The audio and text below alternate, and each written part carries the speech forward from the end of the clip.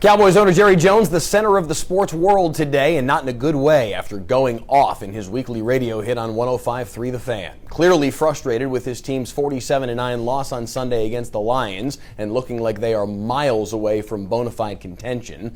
Well, today, in his weekly radio show on The Fan, he was asked a series of perfectly rational but direct questions about the construction of his football team and how they've ended up with this roster.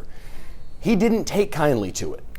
This is not your job. Your job isn't to let me go over all the reasons that I did something and I'm sorry that I did it. That's not your job. Or I'll get somebody else to ask these questions, man. I'm not kidding you. I'm not kidding you. You're not going to figure out what the team is doing right or wrong. If you are, or any 5 or 10 like you, you need to come to this meeting I'm going to today. There are 32 teams here. You're geniuses.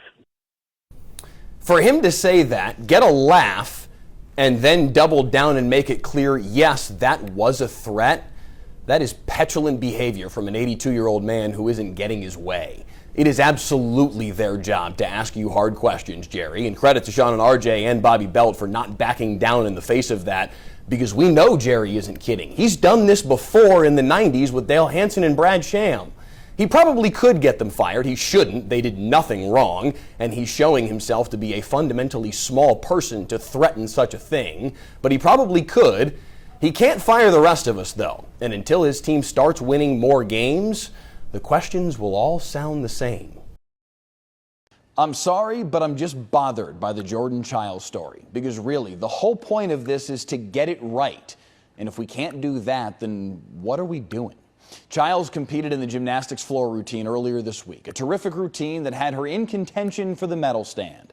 But her score was a 13.666, just shy of the score from Romania's Ana Barbosu, who scored a 13.7. So Barbosu was set to win the bronze medal, and Chiles was fifth.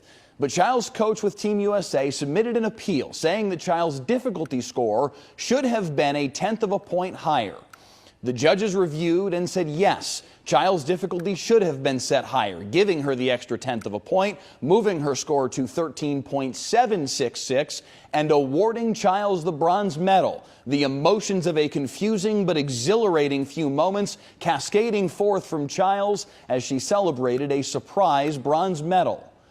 Now they want to take it away again. The Court of Arbitration for Sport ruled that the judging panel shouldn't have awarded Chiles the extra 1/10 of a point because the appeal submitted by U.S. coach Cecile Landy was 4 seconds past the 1-minute window that they had to appeal. So Chiles' score gets reset to 13.666. She drops back to fifth, and the fate of her bronze medal is now in flux.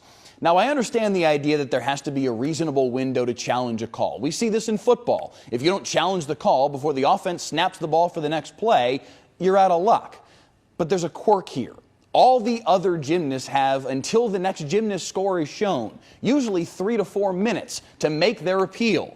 But the last gymnast to compete only gets 1 minute to appeal. So Chiles and her coaches were working within a different set of rules than all her competitors to evaluate the score she was given, notice an error, and appeal that error.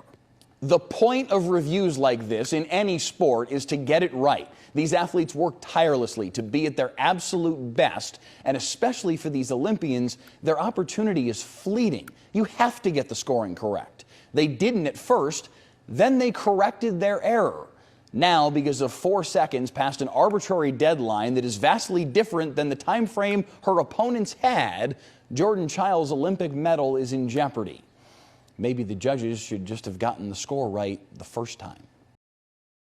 I'm Mike Leslie, and this is my extra point. It has been quite a run for Jim Schlossnagle over the last several years, from his perch as a Fort Worth icon, leading the TCU program to year after year of success, to his 3-year stint in College Station, turning around the Aggies program and nearly winning a national title. And now off he goes to Texas, rejoining his former AD at TCU, now Texas Athletic Director Chris Del Conte. And listen, before you think the point of this is to blow up Schlossnagle, it's not. I like Jim. I enjoyed our interactions when he was at TCU, and I think he's a hell of a baseball coach. And it's not wrong for anyone to pursue career advancement, which is what he's done over the last 5 years, going from TCU to A&M to Texas. Say what you will, but there's a pecking order in this state, and he's climbing it. So no, taking the job is not at issue here. But the way he handled his press conference on Monday night, he deserves the criticism he's gotten for it. In response to what I thought was truly a respectful and gentle way to ask a tough but necessary question, Schlossnagle ripped into TexAg's reporter Richard Zane, calling him selfish for asking the question, then pontificating for 35 seconds about how he'd never leave A&M. And the next day he left A&M. I have no clue how the question was selfish, and it turned out to be precisely the question that needed to be asked in that moment. And this all comes 3 years after Schlossnagle stated he had no interest in the A&M job a month before he took the A&M job. Again, there's nothing wrong with advancing your career.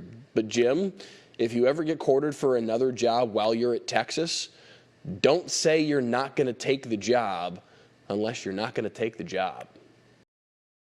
I'm Mike Leslie, and this is my extra point. Women's basketball in the city of Dallas just changed forever.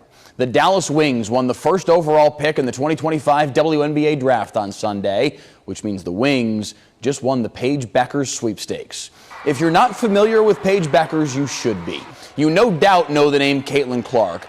Bueckers may be coming out of college a year after Clark, but she was Caitlin Clark before Caitlin Clark. A deadly shooter from anywhere in the building, a tremendous playmaker. She is a sensational talent that can completely change an organization. And now the Dallas Wings get to be that organization. The Wings have won one playoff series in their time in Dallas. They went 9-31 this past season. But adding a player like Paige Bueckers to the fold could be a transformational thing for this franchise and for girls basketball in North Texas, too. This is already a hotbed for girls basketball recruiting. A player like Bueckers doing her thing in Dallas for the next decade or more could send girls hoops nuclear around here. Technically, Bueckers still has a year of eligibility left after this season and could go back to UConn for 2025. She's not expected to, but she could. Paige, I'm speaking for all of Dallas basketball fans on this one. Please don't. I'm Mike Leslie, and this is my extra point. So the Cowboys finally got it done. CeeDee Lamb's contract is taken care of. He can be at practice tonight at the Star as Dallas begins their real ramp up to Week 1 in Cleveland. A 4-year, $136 million deal that makes Lamb the second highest paid receiver in the game. He deserves every cent. He has as strong a case as any Cowboy for being the best in the league at his position. And now the Cowboys have to turn their attention to Dak Prescott because the clock is ticking and ticking fast. Dallas needs to get this thing done before the season starts in 12 days because Dak has no incentive to sign a contract once the season is started. Heck, he has no incentive to do one right now unless it's every dollar he wants it to be. Remember Kirk Cousins leaving Washington? He was franchise tagged twice. Washington couldn't lock him up, and he hit the open market in 2017. Cousins, a quarterback, especially at that time, less accomplished than Prescott, turned the quarterback market on its ear, receiving the second largest salary at the time and getting every dollar of the deal guaranteed, a first in NFL history. He was a good NFL quarterback. He was definitely not elite, but he was a good quarterback that could test the open market. And being those two things at the same time, he broke the bank to the point where it didn't make sense. Dak is better than Cousins, more accomplished than Cousins, and he's 4 months away from hitting the open market himself if the Cowboys don't sew this thing up. If Dallas lets him test the open market in 2025, he'll own the bank. Jerry Jones, the only one who can bleeping get this bleep done. Clock's ticking.